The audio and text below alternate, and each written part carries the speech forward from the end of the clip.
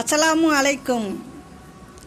தஹஜ்ஜத் தொழுகை இறைவன் கூறுகிறான், தஹஜ்ஜத் தொழுகையில் என்னிடம் யாரேனும் பிரார்த்தித்தால் அதை நான் அங்கீகரிக்கிறேன்.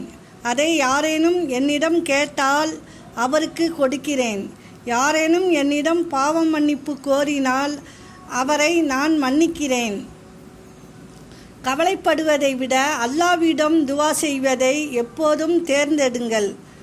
எல்லா காரியத்திலும் கடைசியாக இறைவனிடம் செல்லாமல் தொடக்கத்திலேயே இறைவனிடம் சொல்வதை வழக்கமாக்கி கொள்ளுங்கள். அவனே அனைத்தையும் சரி செய்யக்கூடிய வல்லமை வாய்ந்தவன். உலகில் நாம் வேகத்தில் அமல் செய்து கொண்டு சிராத்தில் மின்னல் வேகத்தில் கடக்க நினைப்பது மடமையாகும். அஸ்ஸலாமு அலைக்கும்.